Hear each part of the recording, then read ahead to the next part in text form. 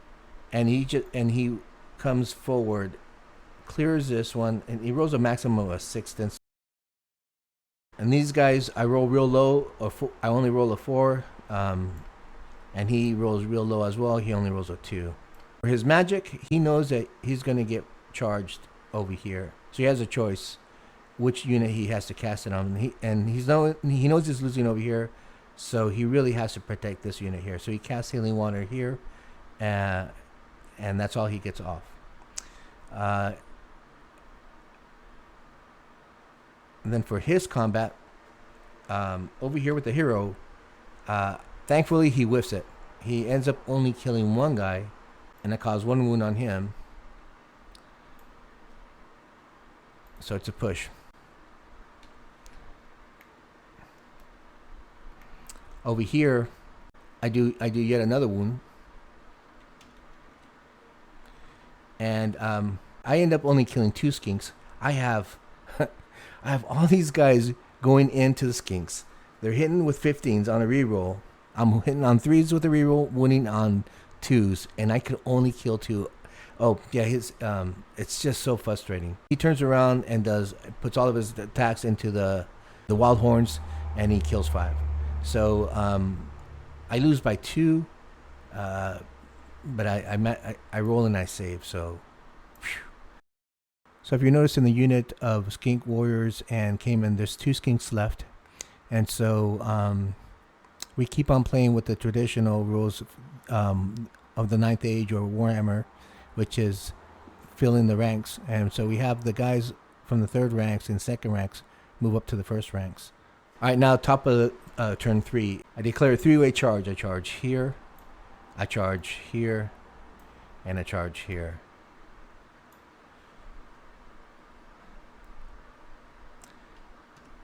This unit rallies, they're already turned around, and my other unit of Wild Horns rallies as well.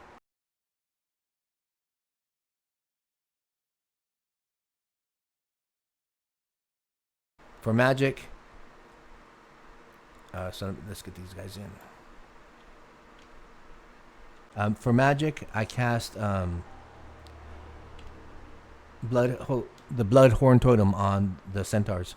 So we had a little bit of discussion. My opponent tells me that it was not a smart move to charge my Wild Horde herds. And so the thought was, I knew I was going to get Blood Horn Totem off on my Centaurs. I was going to be 15 hits with a reroll. So I'd be hitting on 3s. Reroll with a reroll, winning on 2s with no armor save. The only thing he would have is Healing Waters. I expected to at least take 10 of his models away. I knew my BeastHerd Chieftain with 5 attacks was going to be able to take. He would be hitting on 3s with the reroll and winning on 2s or 3s. So I knew there'd be a little bit more damage. So I was expecting maybe about 10, and then plus my Wild Horde would be attacking. They'd be hitting on 3s with a reroll and winning on 5s. So I was expecting at least 10 models to die or a little bit more. And I wanted to have, and I knew I would be striking first, so that would mean that he wouldn't have his full attacks on my Wild Horn. So I'd have still 1 rank less, but he would not. But I would break a steadfast and he'd break. That was the intent, and I think my opponent was right. It was a mistake, and you'll see how it pans out here. In combat, my BeastHerds just do below average. I think I hit. I should be hitting and winning 12. I do like 10, but he rolls 6 6s. Oh my gosh, he just deflates me, and then he rolls to do a little bit more saves with his regular saves.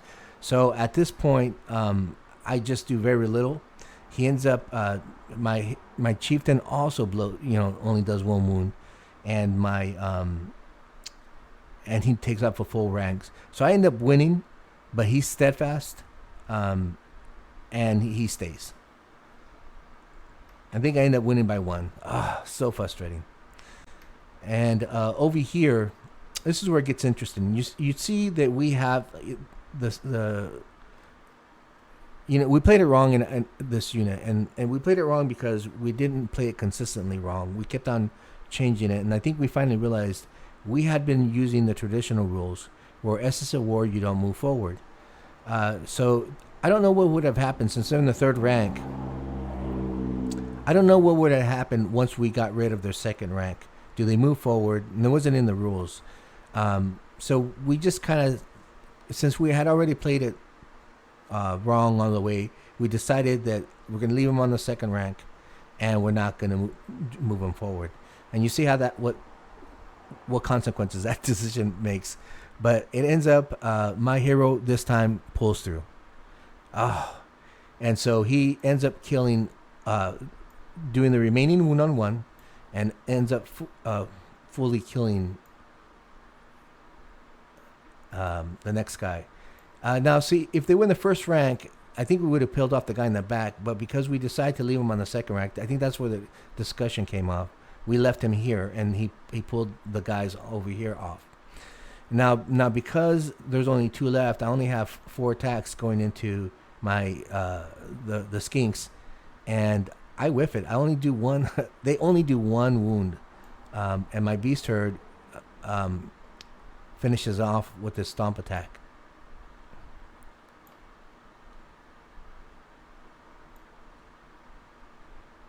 And I think he ends up only killing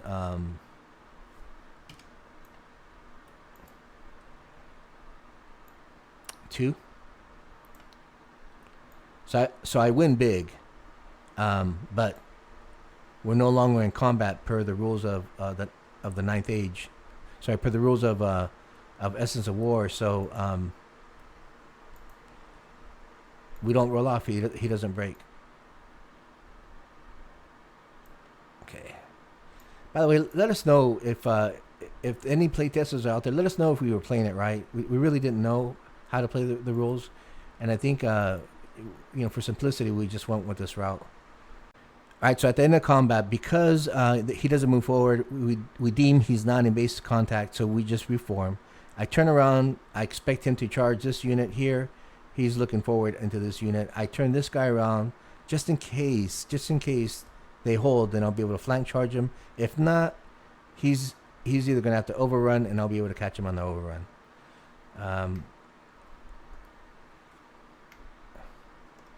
And then over here, I managed to only do 1 more wound yet again, but he manages to finish off the whole unit. So he ends up killing this unit. He turns around, and I realize, oh no, my Minotaur hero might be in trouble. Okay, top of turn 4. He decides only to charge his Rap Dart into the back of my Minotaur. And he has 3 wounds, so I'm not too worried. But if I whiff, and I've been whiffing this whole entire game, the dice are all over the place. My opponent and myself, we're either rolling spectacular or we're just rolling really bad. The dice are just not favoring anybody in this game. So I could whiff it, and then I'm in trouble because I'll be stuck here for another turn, and that might allow his Tegu to get a flank charge on my hero. But he does have 1 wound, so there's a good chance I'll be able to beat this combat. He does charge in here with his Cayman. Then he moves a Taurosaur to get a flank charge on the Wild Horde. Kind of pivots it so they could catch him in case they overrun his unit. So now I'm nervous because if he gets that flank charge, he wins the game. And then for magic, now that his skinks are all gone,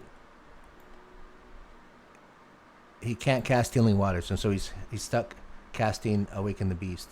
On his round of combat, I go first, and I do that 1. I literally just do 1 wound, but that's all it takes. And so I kill the Tegu on the charge. He ends up over here killing 2 of my Wild Horns, but I do 1 wound on him. I lose by 1, but my generals they're okay. Now this combat is insane over here. The Minotaur, finally his bloodlust kicks in, and he does massive damage. He does all 5 wounds. The Centaurs with their blooded horn, even though they're not wounding on 2s, I think now they're wounding on 4s. They also do a lot of damage. So we end up like this. It's just mass carnage. He kills all of my ranks. I have 1 guy left. This is epic Conan storytelling here. 1 dude left against a monstrosity of a unit. We have the hero here, the BSB hero there. We have the Tegu, I forgot what it's called, something herd, and then one unit remaining, and we also have only one wild horn remaining. It's a close battle now because these guys are out of combat. I don't get the rank bonus or the flank bonus. They don't move up, so I don't get the flank charge bonus, and I only win by one. So I think he needs to roll on a 7 or a 6 with the reroll. I forget what his leadership was, and he fails at both. Oh my gosh, the dice have been crazy. So he flees, doesn't flee very far, and then I obviously pursue and I run him down. I run a massive 10 inches. Bottom of turn 4, Beastman. My Minotaur Chieftain charges the remaining Cayman. My Minotaur General charges the Taurosaur, and my Centaur also charges the Taurosaur. Now I'm noticing in this game reproduction, it's not a legal charge. My General's in the way, but in the actual game itself, the General was positioned so that the Centaurs could get through. And then the 2 Raiders, they move in. Got to get these guys in as fast as possible.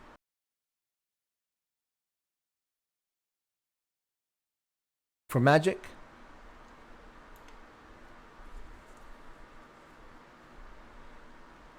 I cast again Blooded Horn Totem on this guy, and we do combat. Combat, he dies, and I turn these guys around to get ready for the flank charge. I turn this guy around, and then obviously this guy turns around as well.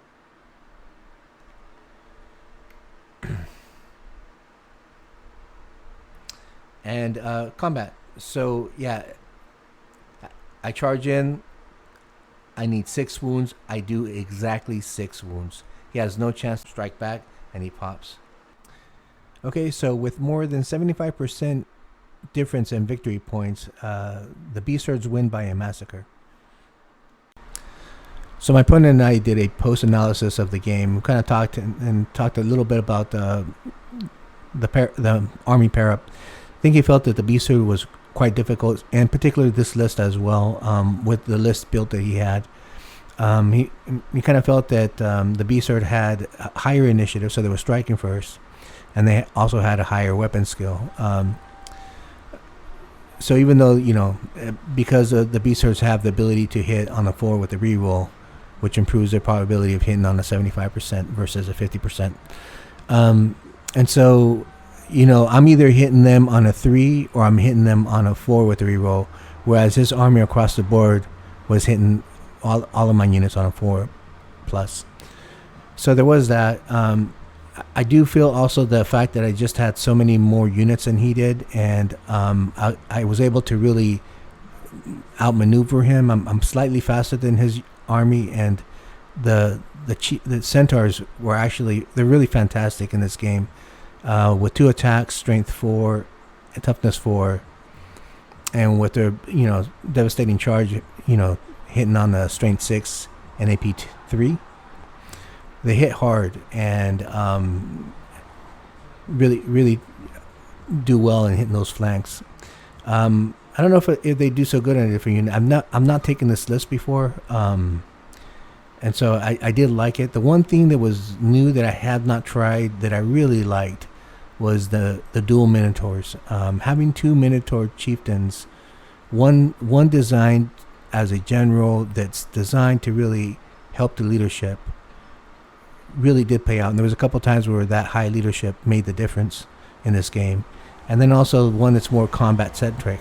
And then the BeastHerd spells are fantastic.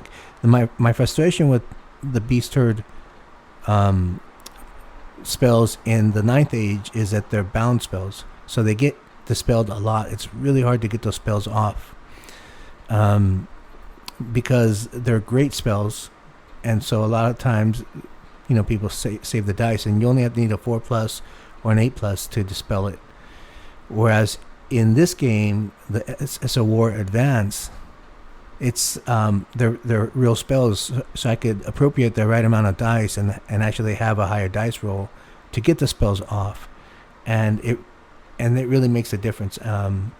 And so I do like that. I think I'm going to try this list out again, some other maybe permutation of it, but I really did enjoy it. And I also enjoyed playing with my opponent. He's a fantastic opponent. Really enjoy always chatting with him and just, talking. Like I did mention, the game was 7 hours, but we probably spent 4 hours of just talking, and when we talked, we couldn't play. We just sat there and chatted, and before we even started the game, we were about an hour and a half into the game before we even rolled the first dice, from us just chatting away. So that said, thank you, Little Joe, and hopefully I'll be getting out some of these other battle reports soon enough. Now, as far as the tool sets, the bases that you saw, they're called Kev bases. You'll see them out on Tabletop Simulator Workshop. They are version 1.0 right now. What you saw here was version 2.0, which has, it's a redesign. So I wanted to test them before I published them, just because they're substantially different. And I'm glad I tested them out first, because they had a lot of problems. And after I fixed, and I discovered them during the playtest game, and they've been addressed. I used them for the simulation, and I didn't find any single issue. So I'm sure there's bugs out there. So please let me know if you see any. And I'm also developing some additional tools that allow the gameplay that make up for the bases. Right, the bases can't solve all of the problems that Tabletop Simulator has. So some of this other UIs that I was using, like center to center and arc ranges, really allow for that ability. So stay tuned. If you have any questions, please let me know.